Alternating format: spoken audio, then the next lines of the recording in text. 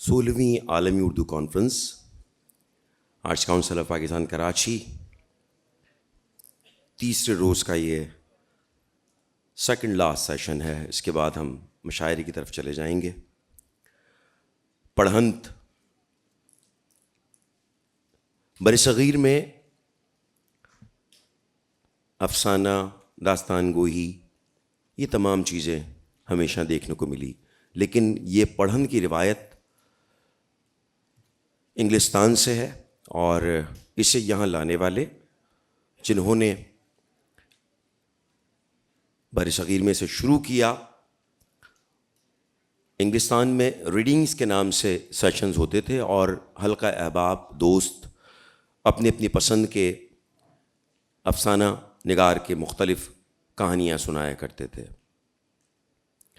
انگلستان سے اس بات کو جس نے اڈاپٹ کیا وہ اس کے بانی بھی ہیں. ہم سب آج پریزیڈنٹ آرٹس کاؤنسل محمد احمد شاہ، انہوں نے اس سیشن کو ان کے نام سے ڈیڈیکیٹ کیا ہے. آپ سب ان کے لیے دعا گو بھی ہوں، تالیاں بھی بجائیں. ضیاء محی الدین صاحب.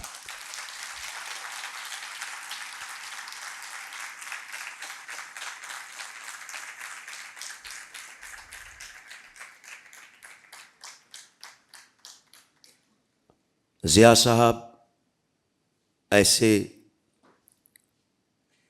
تناور اور پھلدار درخت لگا گئے جو آج دوسروں کو بہت خوبصورت اور بہت اچھی تربیت بھی دے رہے ہیں. ان کے لیے چھاؤں بھی میسر کرتے ہیں. پڑھنت کے سیشن میں سب سے پہلے جس برصغیر کے، جس اردو مزاح کے سب سے بڑے بلند آدمی جنہوں نے اسے شروع کیا، پنڈت رتن ناتھ سرشار صاحب، سب سے پہلے ان کے افسانے سے ہم شروع کریں گے. میں یہاں ملتمس ہوں آپ سب اس نوجوان کے لیے تالیاں بجائیں گے. بہت خوبصورت پڑھنت ہے، بہت خوبصورت پڑھتے ہیں. فواد خان.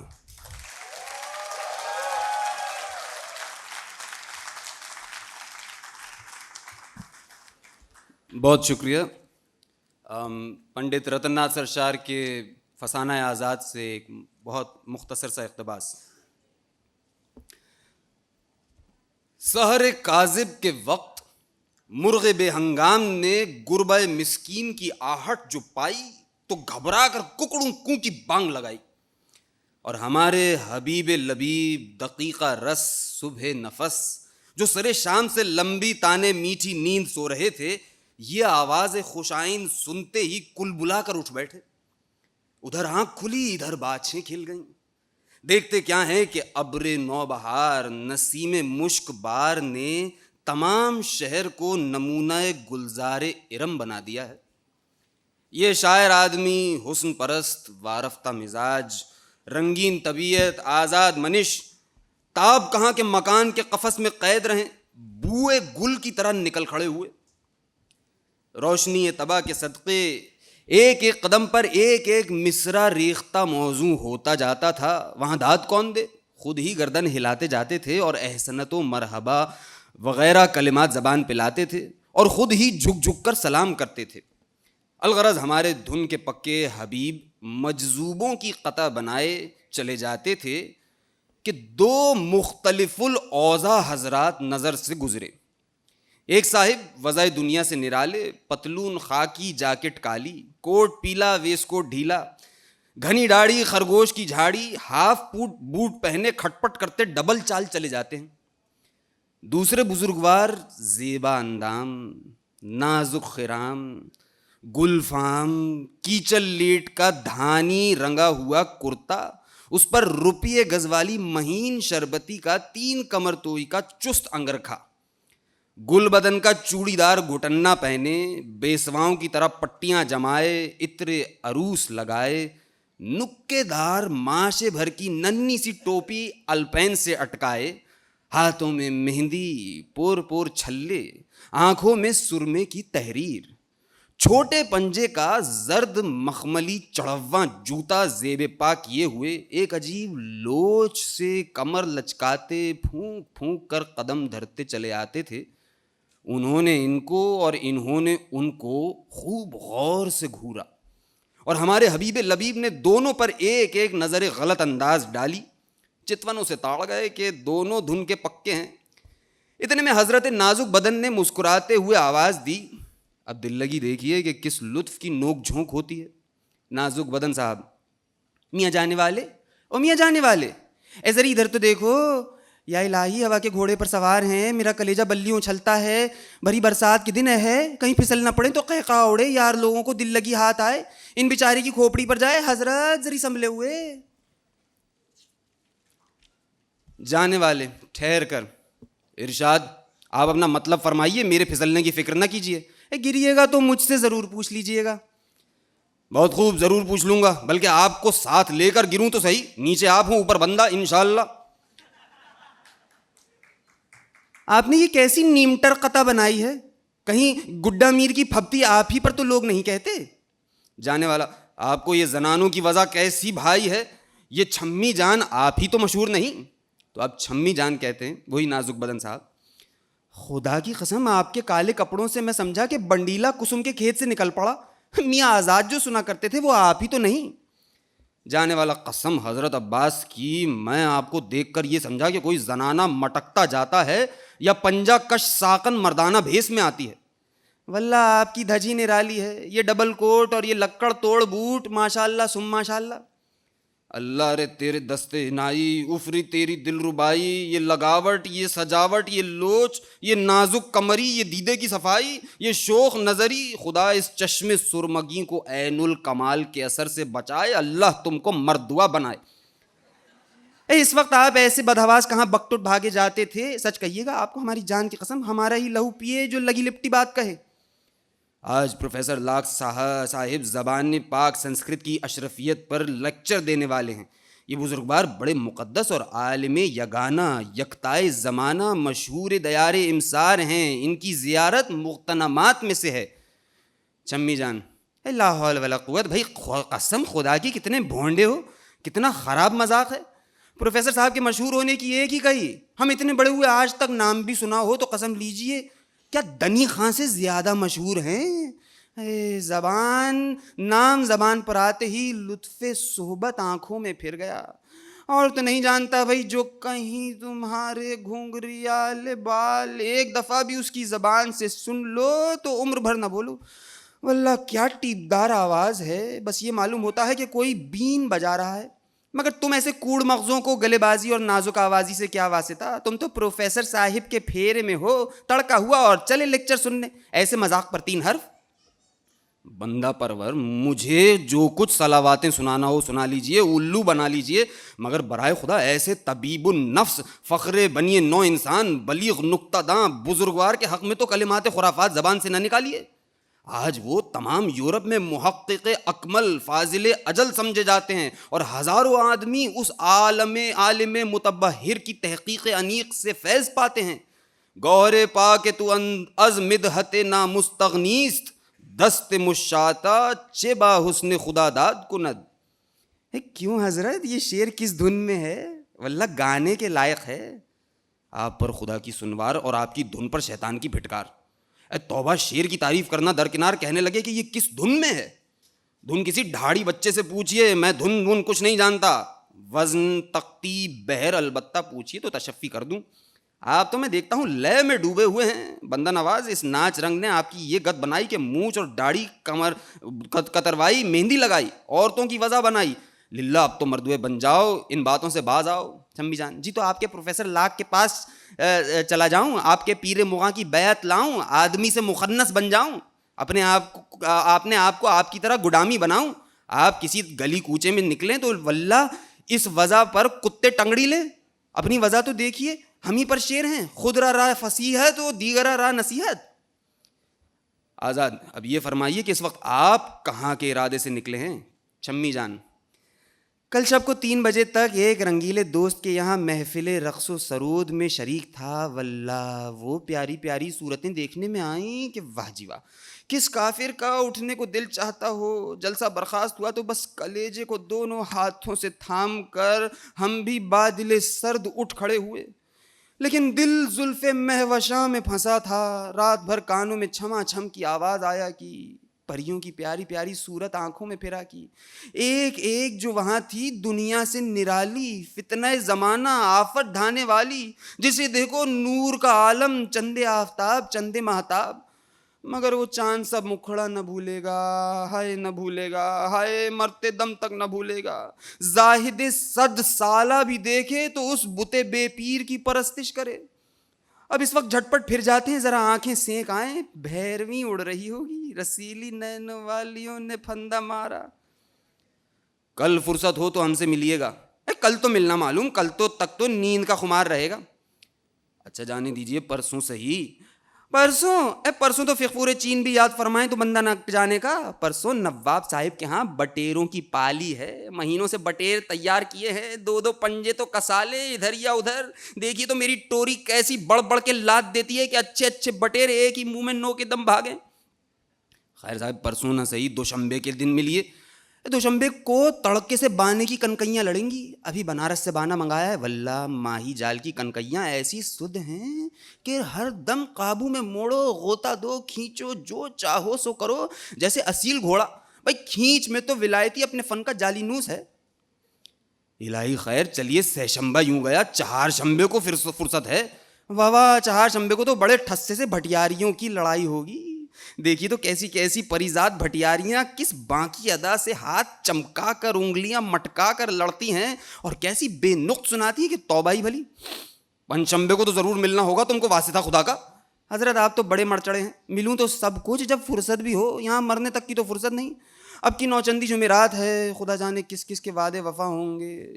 برسوں سے منتیں مانی ہیں. آپ کو دنیا و مافیا کی تو خبر ہی نہیں. آپ کو تو بس ایک پروفیسر صاحب اور دوسرے لیکچر سے سروکار ہے. باقی اللہ اللہ خیر صلی اللہ.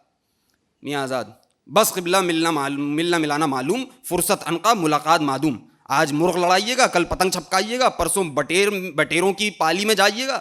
کہیں محفل رقص و سرود آراستہ ہوگی، کہیں بزم طرب پیراستہ ہوگی. آپ رونق افروز نہ ہو تو رنگ کیوں کر جمے. ارباب نشاط کا فروغ آپ کے دم سے، جلسے کا لطف آپ کے فیض قدم سے. میلہ ٹھیلا تو کوئی کاہے کو آپ سے چھوٹتا ہوگا. پھر بھلا ملنے کی کون صورت. ہمیں لیکچر سے اور تم کو تھرکنے سے کہاں فرصت. چلو بس ہو چکا ملنا، نہ یہاں فرصت نہ وہاں فرصت. بہت شکریہ.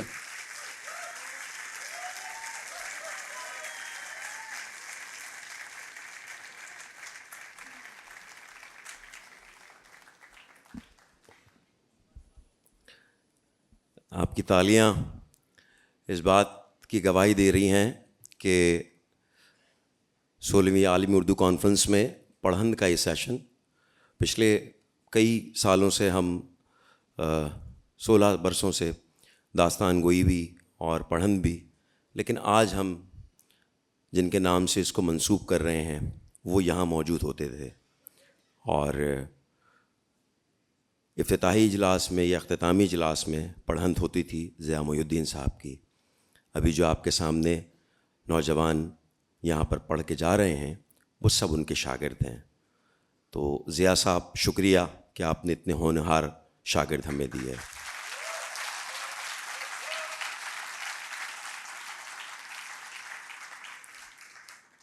آل انڈیا ریڈیو وہاں پر ملازمت رہی آپ کی. آپ سب صنف مزاح میں کچھ ایسے لوگ بھی تھے جو مزاح لکھتے نہیں مزاح بناتے بھی تھے، اور ان میں ایک نام پطرس بخاری صاحب کا ہے. اس کے لیے میں یہاں پر ملتمس ہوں ایک اور بہت اچھے نوجوان جو پڑھن کریں گے، پطرس بخاری کے لیے سمان غازی.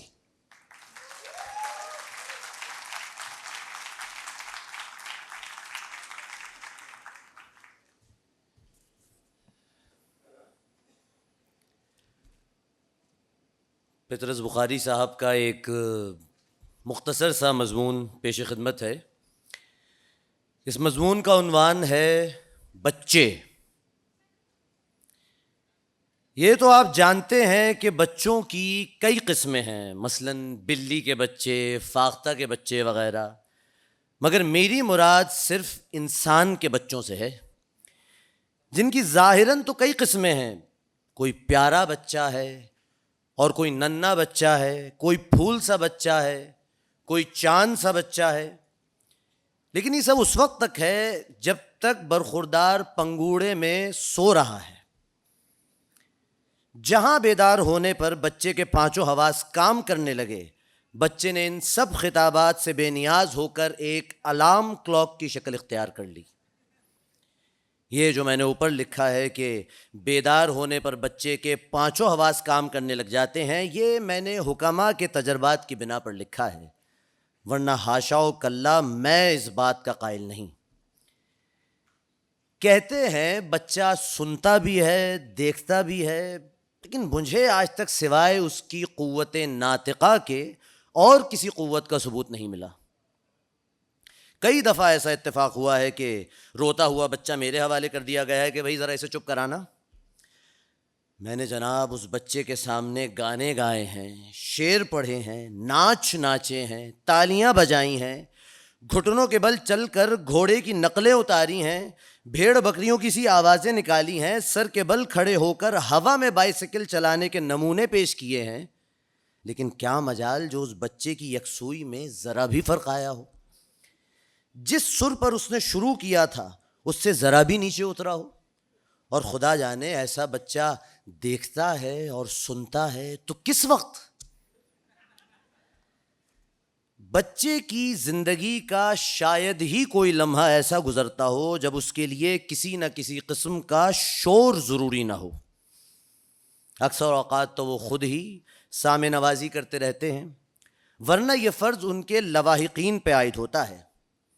ان کو سلانا ہو تو لوری دیجیے، ہنسانا ہو تو محمل سے فقرے، بے معنی سے بے معنی منہ بنا کر بلند سے بلند آواز میں ان کے سامنے دہرائیے، اور کچھ نہ ہو تو شغل بیکاری کے طور پر ان کے ہاتھ میں ایک جھنجھنا دے دیجیے۔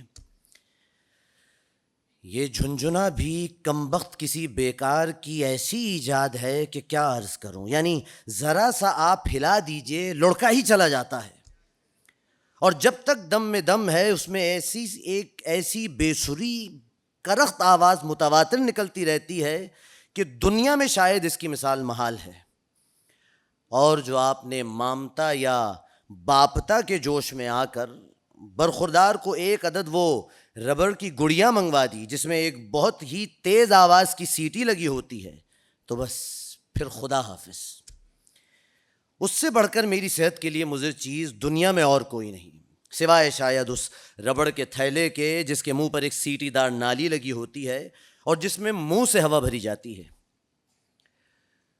خوش قسمت ہیں وہ لوگ جو والدین کہلاتے ہیں، بدقسمت ہیں تو وہ بیچارے جو قدرت کی طرف سے اس ڈیوٹی پر مقرر ہوئے ہیں کہ جب کسی عزیز یا دوست کے بچے کو دیکھیں تو ایسے موقع پر ان کے ذاتی جذبات کچھ ہی کیوں نہ ہوں، وہ یہ ضرور کہیں کہ کیا پیارا بچہ ہے۔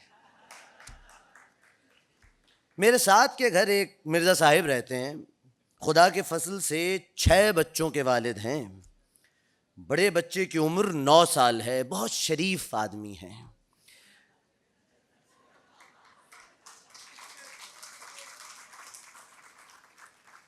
ان کے بچے بھی بیچارے بہت ہی بے زبان ہیں، جب ان میں سے ایک روتا ہے تو باقی کے سب چپ کے بیٹھے سنتے رہتے ہیں، جب وہ روتے روتے تھک جاتا ہے تو دوسرا برخوردار شروع ہوتا ہے، اور وہ ہار جاتا ہے تو تیسرے کی باری آتی ہے۔ رات کی ڈیوٹی والے بچے الگ ہیں، ان کا سر ذرا باریک ہے۔ آپ انگلیاں چٹخوا کر سر کی کھال میں تیل جھسوا کر کانوں میں روئی دے کر لحاف میں سر لپیٹ کر سوئیے، ایک لمحے کے اندر آپ کو جگا کے اٹھا کے بٹھا نہ دیں تو میرا ذمہ۔ انہی مرزا صاحب کے گھر جب میں جاتا ہوں تو ایک ایک بچے کو بلا کر پیار کرتا ہوں۔ اب آپ ہی بتائیے کہ میں کیا کروں۔ کئی دفعہ دل میں آیا کہ مرزا صاحب سے کہوں، حضرت آپ کی ان نغمہ سرائیوں نے میری زندگی حرام کر دی ہے. نہ دن کو کام کر سکتا ہوں، نہ رات کو سو سکتا ہوں. لیکن یہ میں کہنے ہی کو ہوتا ہوں کہ ان کا ایک بچہ کمرے میں آ جاتا ہے اور مرزا صاحب ایک والدانہ تبسم سے کہتے ہیں اختر بیٹا ان کو سلام کرو. سلام کرو بیٹا. اس کا نام اختر ہے. صاحب بڑا اچھا بیٹا ہے، کبھی ضد نہیں کرتا، کبھی نہیں روتا، کبھی ماں کو دق نہیں کرتا. اور میں اچھی طرح جانتا ہوں کہ یہ وہی نالائق ہے جو رات کے 2 بجے گلا پھاڑ پھاڑ کے روتا ہے. مرزا صاحب قبلہ تو شاید اپنے خراٹوں کے زور و شور میں کچھ نہیں سنتے، بدبختی ہماری ہوتی ہے. لیکن کہتا یہی ہوں کہ یہاں آؤ بیٹا، گھٹنے پر بٹھا کر اس کا منہ بھی چومتا ہوں. خدا جانے آج کل کے بچے کس قسم کے بچے ہیں. ہمیں اچھی طرح یاد ہے کہ ہم بقرعید پہ تھوڑا سا رو لیا کرتے تھے، اور کبھی کبھار کوئی مہمان آ نکلا تو نمونے کے طور پر تھوڑی سی ضد کر لی، کیونکہ ایسے موقع پر ضد کارآمد ہوا کرتی تھی. لیکن یہ کہ 24 گھنٹے متواتر روتے رہنا، ایسی مشق ہم نے کبھی بہم نہ پہنچائی تھی. شکریہ.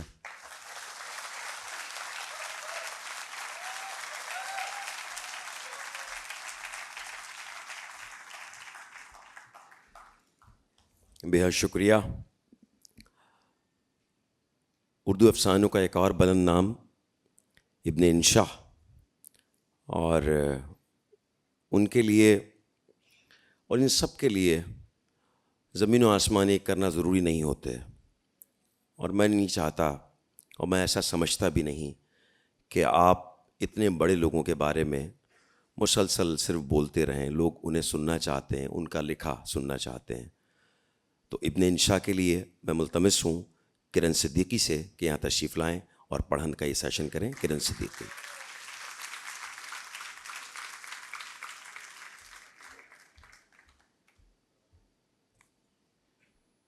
ابن انشا کی تحریر ہے جس کو انہوں نے سقوط ڈھاکہ کے بعد لکھا تھا، تو جن حالات و واقعات کا اس میں ذکر ہے وہ کچھ اسی سے متعلق ہے. تحریر کا عنوان ہے ایک ہدایت نامہ پیارے ہم وطنوں کے لیے. جب کبھی ہم ملک سے باہر قدم نکالتے ہیں پیچھے کوئی نہ کوئی خرابی ہو جاتی ہے. لوگ ہماری غیر حاضری کا فائدہ اٹھانا شروع کر دیتے ہیں. 1967 کے اواخر میں ہم نے یہ سوچ کر کہ یہ ملک اب نوزائیدہ نہیں رہا، ماشاء اللہ بالغ اور ہوش مند ہو گیا ہے، ہم ایک دورے پر نکل گئے.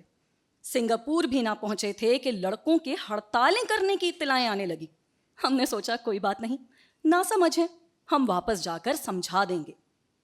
لیکن ہانگ کانگ پہنچنے پر معلوم ہوا کہ بڑی عمر کے لوگ بھی بیانات دینے لگ گئے ہیں، جلوس نکل رہے ہیں، لاٹھی چارج ہو رہا ہے. یہ سچ ہے کہ ہم وہاں سے لوٹ آتے تو صورتحال کی اصلاح کر سکتے تھے.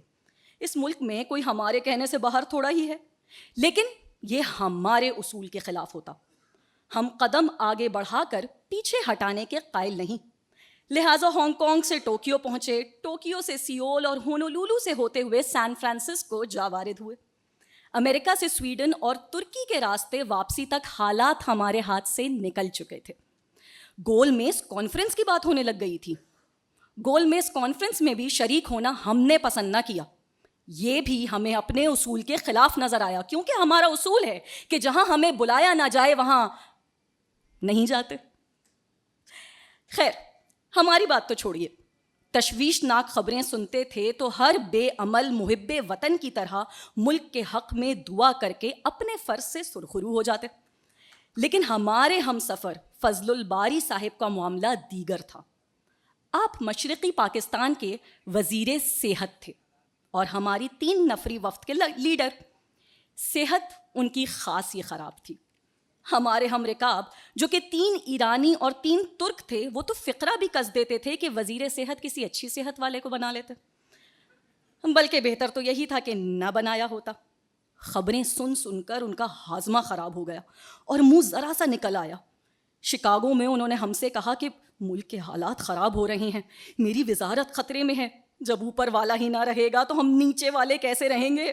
مجھے تو بار بار غسل خانے جانا پڑتا ہے، اب تم میری جگہ کام کرو. ہم نے مؤدبانہ کہا کہ ہم مشرقی پاکستان کے وزیر صحت نہیں ہو سکتے, ہمیں اس قسم کے کام کا تجربہ نہیں. دیکھیں آپ حوصلہ نہ چھوڑیں. بولے میں تم سے مشرقی پاکستان کا وزیر صحت ہونے کی فرمائش نہیں کر رہا, اس وفد کی بات کر رہا ہوں. جو کچھ کرنا ہے تم ہی کرو. میں اب سویڈن اور ترکی وغیرہ بھی نہیں جاتا, واشنگٹن سے ہی رخت سفر باندھتا ہوں. نیو یارک ہم ان کو زبردستی لے تو گئے, لیکن وہ اپنے کمرے سے باہر نہ نکلے, اور وہاں سے لندن کے ایئرپورٹ پر پہنچتے ہی وہ ہم سے یوں جدا ہوئے کہ دعا سلام تک نہ کی. ان کی وزارت کے ساتھ شب ماند, شب دیگر, نمی ماند کی واردات ہوئی.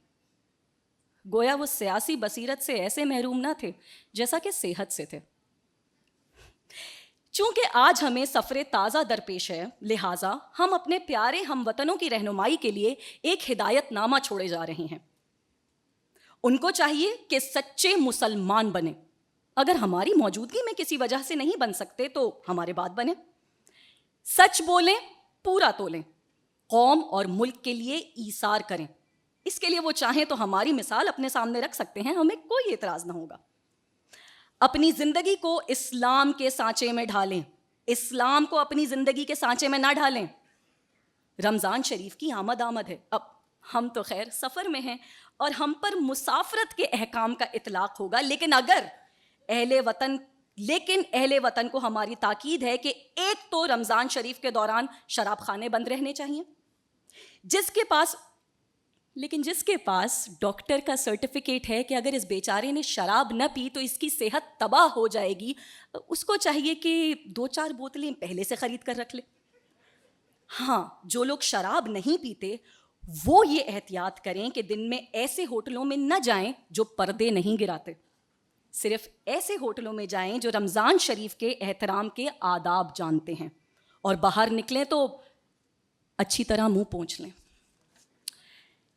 ان اونچی باتوں اور موضع حسنہ کے بعد بعض مقامی ہدایتیں بھی بہت ضروری ہیں. ہمارا علاقہ جیسا کہ ہم چھوڑ کر جا رہے ہیں ویسا ہی ہمیں واپس ملنا چاہیے.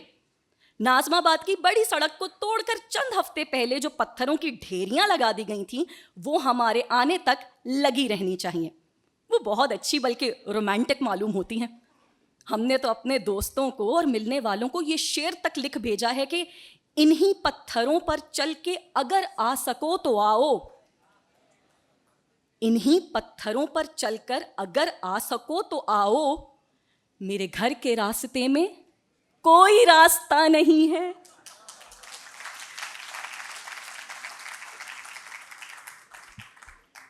پاپوش نگر کے قبرستان کے سامنے جو مین ہول کئی ماہ سے کھلے پڑے ہیں ان کو بھی بند کرنے کی کوشش نہ کی جائے, کیونکہ کسی شخص کا مردہ ان میں سے نکال کر وہیں سامنے دفن کر دینا کہیں زیادہ کم خرچ ہوگا بنسبت اس کے کہ اس کا جنازہ اس کے گھر سے لایا جائے.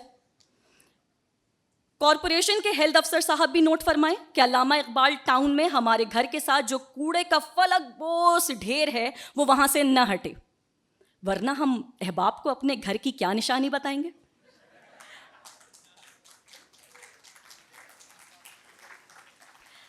اب تو لوگ دور دور سے بلا کسی دریافت کے محض بو سونگھتے ہوئے وہاں پہنچ جاتے ہیں. ادب اور آرٹ کے بارے میں بھی آپ لوگ ہماری ہدایات کے منتظر ہوں گے. ہمیں اس بارے میں زیادہ کچھ نہیں کہنا. مشاعرے جاری رہنے چاہیے تاکہ زبان کی صفائی ہوتی رہے. صفائی سے مطلب یہ نہیں کہ ادب کے میدان میں بالکل ہی جھاڑو دے دی جائے, بلکہ سیقل کرنے کی طرف اشارہ ہے. آرٹ کونسل کو ہماری ہدایت ہے کہ تجریدی مصوری کی نمائش جاری رکھی جائے تاکہ لوگوں کا دل ملکی مسائل سے ہٹا رہے جن پر غور کرنے کا ہمارے نزدیک کچھ فائدہ ہے بھی نہیں. ہم تجرید کے قائل آرٹسٹوں سے بھی زیادہ ہیں. ہماری رائے میں ہمارے آرٹ کو مجرد ہونا چاہیے, ہمارے ادب کو مجرد ہونا چاہیے, بلکہ ادیبوں, شاعروں, آرٹسٹوں کو بھی مجرد ہونا چاہیے. اگر باقی لوگ بھی مجرد ہوں تو ہمارے نزدیک اور اچھا ہے. ہماری سوچی سمجھی رائے میں آنے والی نسلوں کا فائدہ صرف اسی میں ہے کہ وہ پیدا نہ ہوں.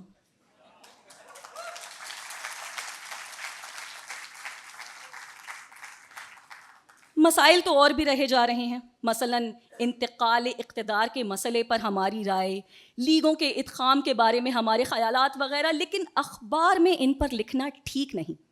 ہمارے پیش رو کویراج حکیم ہرنام داس BA, مصنف ہدایت نامہ خاوند, ہدایت نامہ بیوی، ہدایت نامہ والدین وغیرہ سب کچھ متن میں نہیں لکھ دیتے تھے، بلکہ کتاب کے اندر ایک لفافہ رکھ دیتے تھے اور وہی پوری کتاب کی جان ہوتا تھا۔ ہم نے بھی مذکورہ بالا موضوعات پر لفافے تیار کر رکھے ہیں جو کہ 10 روپے کا منی آرڈر بھیج کر ہم سے مفت طلب کیے جا سکتے ہیں۔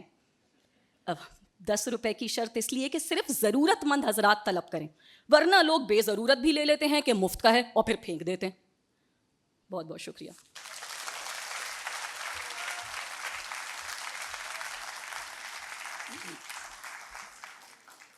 ہم دور یوسفی میں جی رہے ہیں، ہم سب مشتاق احمد یوسفی کے چاہنے والے ہیں۔ میں یہاں ملتمس ہوں ان کے افسانے کی پڑھن کے لیے میسم نقوی تشریف لائیں گے۔ بہت ساری تعریف۔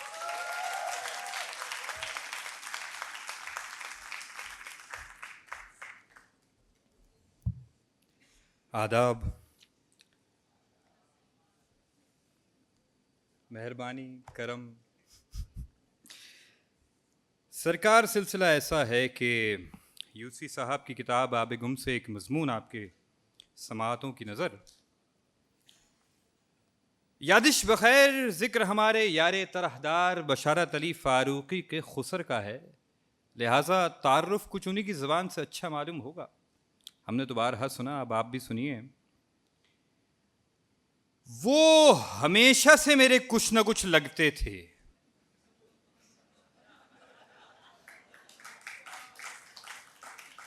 جس زمانے میں خسر نہیں بنے تو پھپھا ہوا کرتے تھے، اور پھپھا بننے سے پہلے میں انہیں چچا حضور کہا کرتا تھا۔ اس سے پہلے بھی یقیناً وہ کچھ نہ کچھ لگتے ہوں گے، مگر اس وقت تک میں نے بولنا نہیں سیکھا تھا۔ دراصل ہمارے ہاں کانپور اور مراد آباد میں رشتے ناتے ابلی ہوئی سوئیوں کی طرح پیچ در پیچ الجھے اور گتھے ہوتے ہیں۔ ایسا جلالی، ایسا مغلوب الغضب آدمی زندگی میں نہیں دیکھا۔ بارے ان کا انتقال ہوا تو میری عمر آدھی ادھر آدھی ادھر 40 کے لگ بھگ تو ہوگی، لیکن صاحب جیسی دہشت ان کی آنکھیں دیکھ کر چھٹپن میں ہوتی تھی، ویسی ہی نہ صرف ان کے آخری دم تک رہی بلکہ میرے آخری دم تک بھی رہے گی۔ بڑی بڑی آنکھیں اپنے ساکٹ سے باہر نکلی پڑتی تھیں، لال سرخ، بالکل خون کبوتر۔ لگتا تھا بڑی بڑی پتلیوں کے گرد لال ڈوروں سے ابھی خون کے فوارے چھوٹنے لگیں گے اور میرا منہ خونم خون ہو جائے گا۔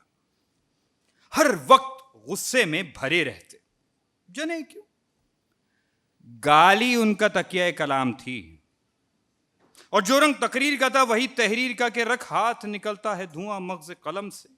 ایسے موقعوں پر زبان سے تو کچھ نہ کہتے، لیکن چہرے پر ایسا ایکسپریشن لاتے کہ قد آدم گالی نظر آتے۔ کس کی شامت آئی تھی کہ ان کی کسی بھی رائے سے اختلاف کر لیتا، اختلاف تو دور، اگر کوئی شخص محض ڈر کے مارے ان کی رائے سے اتفاق کر لیتا تو فوراً اپنی رائے تبدیل کر کے اس کے الٹے سر ہو جاتے۔ ارے صاحب، بات اور گفتگو تو دور کی بات ہے، بعض اوقات محض سلام سے مشتعل ہو جاتے تھے۔ آپ کچھ بھی کہیں، کیسی ہی سچی اور سامنے کی بات کہیں، وہ اس کی تردید ضرور کریں گے۔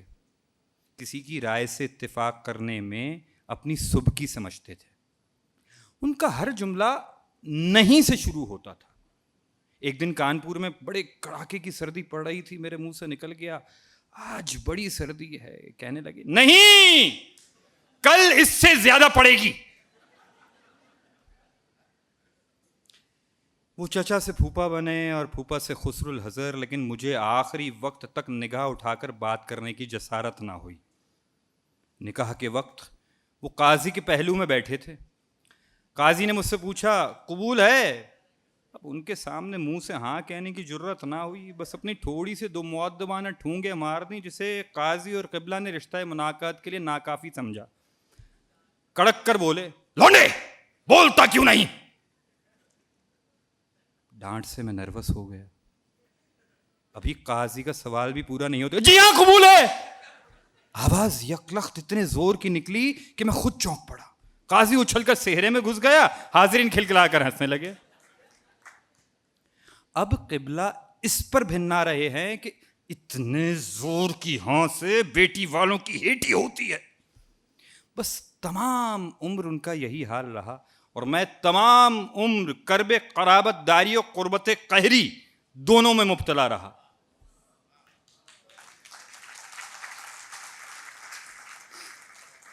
حالانکہ اکلوتی بیٹی بلکہ اکلوتی اولاد تھی اور بیوی کو شادی کے بڑے ارمان تھے, لیکن قبلہ نے مائیوں کے دن عین اس وقت جب میرا رنگ نکھارنے کے لیے ابٹن ملا جا رہا تھا کہلا بھیجا, دولہا میری موجودگی میں اپنا منہ سہرے سے باہر نہیں نکالے گا, 200 قدم سواری سے اتر جائے گا پہلے اور پیدل چل کر عقد گاہ تک آئے گا. عقد گاہ انہوں نے اس طرح کہا جیسے اپنے فیض صاحب قتل گاہ کا ذکر کرتے ہیں.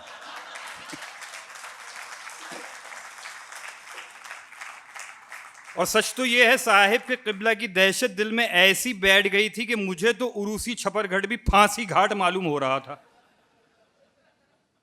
انہوں نے یہ شرط بھی لگائی کہ براتی پلاؤ زردہ ٹھونسنے کے بعد یہ ہرگز نہیں کہیں گے کہ گوشت کم ڈالا اور شکر ڈیوڑی نہیں پڑی.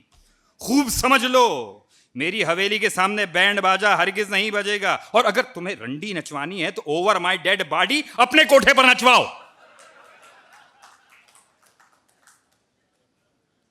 کسی زمانے میں راجپوتوں اور عربوں میں لڑکی کی پیدائش نحوست اور قہر الہی کی نشانی تصور کی جاتی تھی. ان کی غیرت یہ کیسے گوارا کرتی کہ ان کے گھر برات چڑھے. داماد کے خوف سے وہ نوزائیدہ لڑکی کو زندہ گاڑ آتے تھے. قبلہ اس وحشیانہ رسم کے خلاف تھے, وہ داماد کو زندہ گاڑ دینے کے حق میں تھے.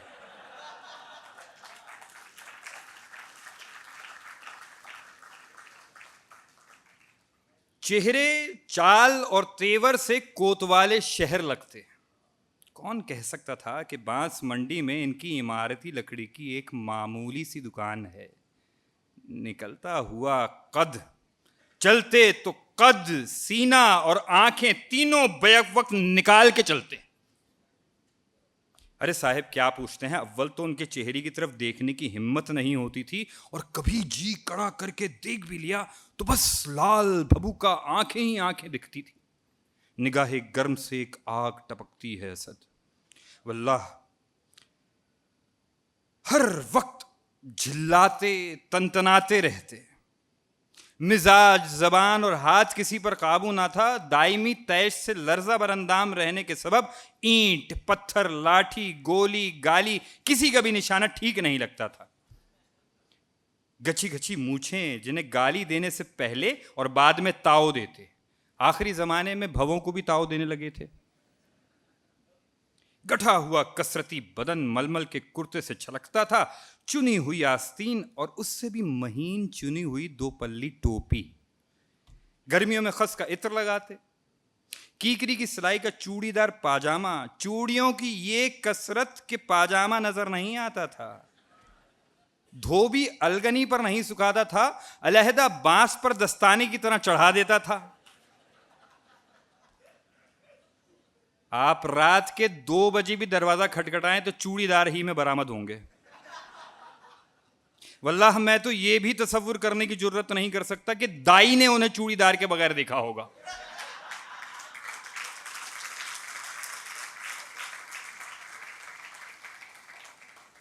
بھری بھری پنڈلیوں پر خوب کھپتا تھا. ہاتھ کے بنے ریشمی ازار بند میں چابیوں کا گچھا جھنجھناتا رہتا. جو تالے برسوں پہلے بیکار ہو گئے تھے ان کی چابیاں بھی اس گچھے میں محفوظ تھیں. حد یہ ہے کہ اس تالے کی چابی بھی تھی جو 5 سال پہلے چوری ہو گیا تھا. اس چور کا برسوں چرچا رہا, اس لیے کہ چور صرف تالا, پہرا دینے والا کتا اور ان کا شجرہ نسب چرا کر لے گیا تھا. فرماتے تھے اتنی ذلیل چوری ضرور کوئی رشتہ دار ہی کر سکتا ہے. آخری زمانے میں یہ اظہار بندی گچھا بہت وزنی ہو گیا تھا اور موقع بے موقع فلمی گیت کے بازو بند کی طرح کھل جاتا. کبھی جھک کر گرم جوشی سے مسافہ کرتے تو دوسرے ہاتھ سے اظہار بند تھامتے. مئی جون میں ٹیمپریچر جب 110 ڈگری سینٹی گریڈ ہو جاتا اور منہ پر لو کے تھپیڑے پڑنے لگتے تو پاجامے سے ایئر کنڈیشننگ کر لیتے. مطلب یہ کہ چوڑیوں کو گھٹنوں گھٹنوں پانی میں بھگو کر سر پر انگوچھا ڈالے تربوز کھاتے. خس خانہ و برفاب کہاں سے لاتے؟ اس کے محتاج بھی نہ تھے. کتنی ہی گرمی پڑے دکان بند نہیں کرتے تھے. کہتے تھے میاں یہ بزنس تو پیٹ کا دھندا ہے. جب چمڑے کی جھوپڑی میں آگ لہی رہو تو کیا گرمی کیا سردی.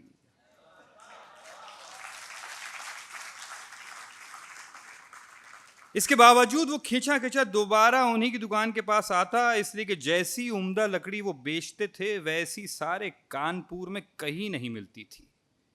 فرماتے تھے ارے داغی لکڑی بندے نے آج تک نہیں بیچی. لکڑی اور داغدار؟ ارے داغ تو دو ہی چیزوں پر سجتا ہے، دل اور جوانی.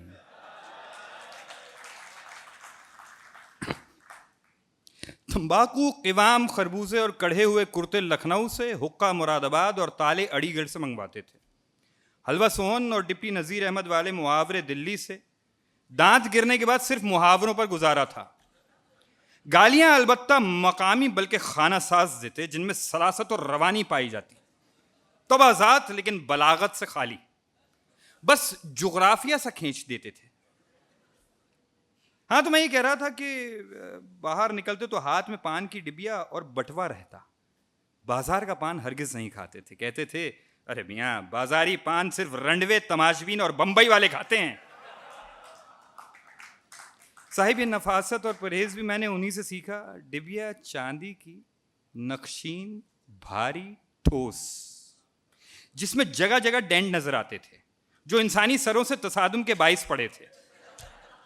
تیش میں اکثر پانوں سے بھری ڈبیا پھینک مارتے. بڑی دیر تک یہی پتہ نہیں چلتا تھا کہ مضروب کے سر اور چہرے سے خون نکل رہا ہے یا بکھرے پانوں کی لالی نے رگڑ پایا. بٹوے خاص طور پر آپ کی جائے پیدائش ریاست ٹونک سے منگواتے تھے. کہتے تھے ارے صاحب وہاں کے پٹوے ایسے ڈورے ڈالتے ہیں کہ ایک ذرا گھنڈی کو جھوٹو ہاتھ لگا دو تو بٹوا آپ ہی آپ مصاحبوں کی باچھوں کی طرح کھلتا چلا جاتا ہے. بہت شکریہ.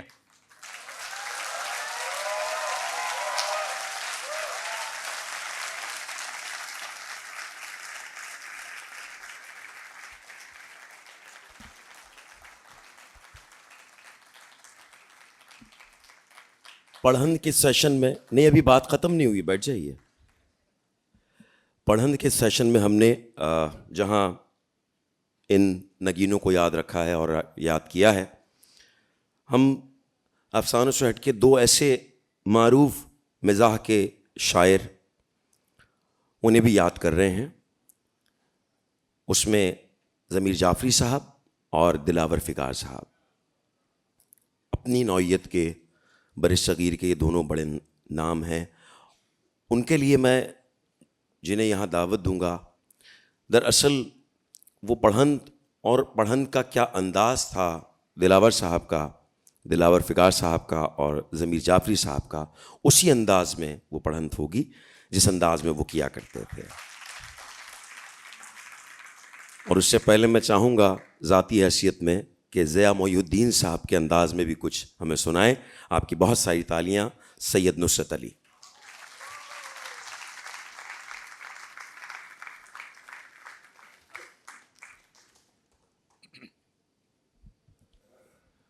ابھی میسم نقوی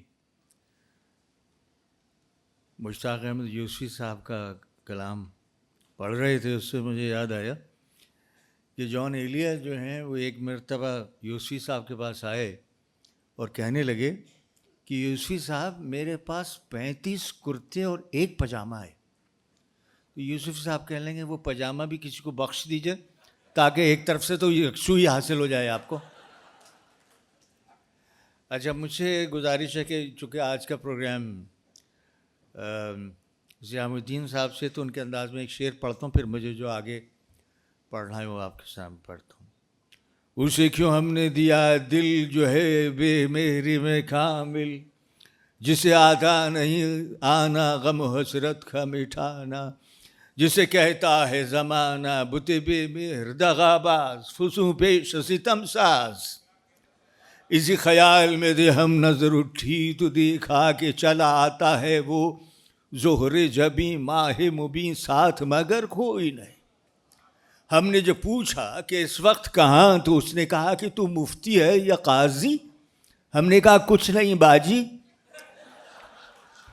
اور بت دل شکن یہ بنائے کن کے ہیں سحر کن، تیرے گھونگرو گیا سینہ چھن گیا دل بھی چھن، جو یہ بولے چھن تیرے گھونگرو.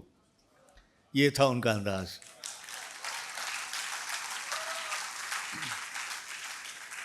اب میرے ذمہ دو شاعر ہیں، ان کا کلام پیش کرنا ہے، دلاور فگار اور سید محمد جعفری.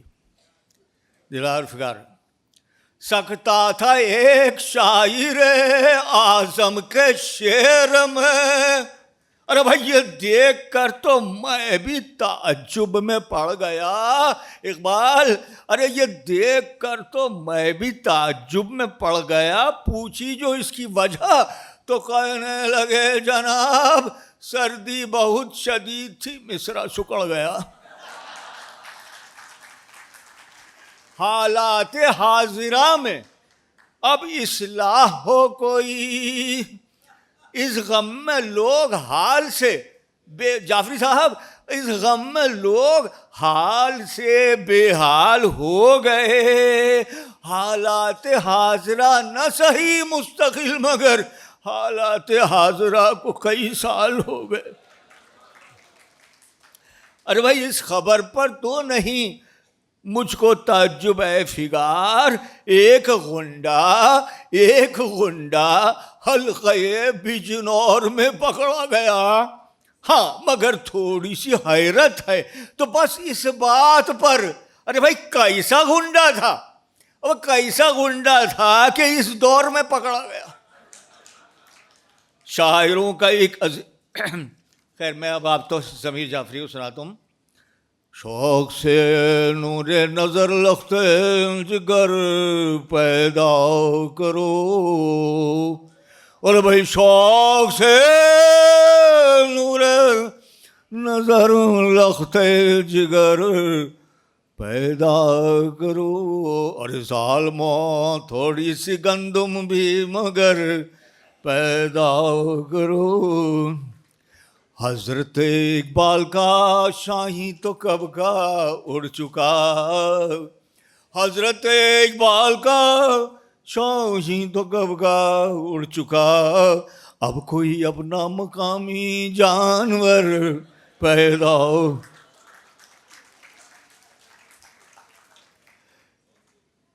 ضمیر جعفری صاحب کا ایک اور: وہ دیکھو اکھڑا اکھڑا ایک ناڑی گھڑ سواروں یا، یہ پاکستان کی فلموں کے ہیرو کے بارے میں لکھا ہے. وہ دیکھو اکھڑا اکھڑا ایک ناڑی گھڑ سواروں یا، کہ اس پر تو ترس آیا مگر گھوڑے پہ پیارا یا، اور نہ جانے کتنی کنیاؤں سے عہد استواری ہے، نہ جانے کتنی کنیاؤں سے عہد استواری ہے، کہ ہیرو اپنی فطرت میں نہ نوری ہے نہ ناری.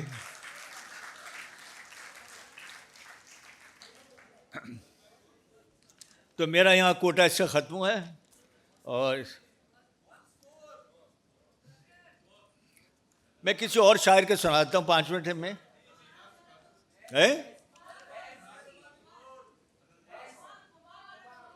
خمار وہ ہمیں جس قدر آزماتے رہے، وہ ہمیں جس قدر آزماتے رہے، اپنی ہی مشکلوں کو بڑھاتے رہے، وہ ہمیں جس قدر یاد کرنے پہ بھی دوست آئے نہ یاد، دوستوں کے کرم یاد آتے رہے، وہ ہمیں جس قدر. منیر نیازی: ہمیشہ دیر کر دیتا ہوں میں.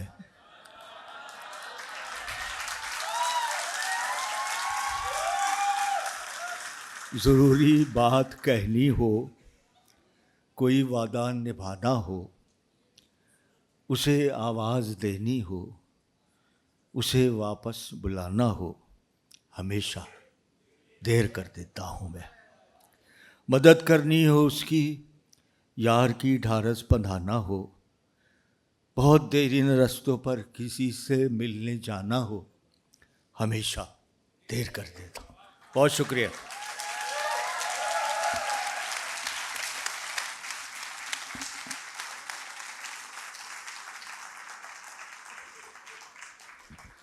اردو مزاح کی پڑھنت یہ سیشن 16ویں عالمی Urdu conference arts council of Pakistan میں آپ اس وقت موجود ہیں، اور یہ سیشن اختتام ہو گیا ہے. ہم اگلے سیشن کی طرف اگر آپ جانا چاہتے ہیں تو عالمی مشاعرہ ہے باہر. اس کے ساتھ ہی اپنے میزبان نعمان خان کو اجازت دیجیے. اللہ حافظ.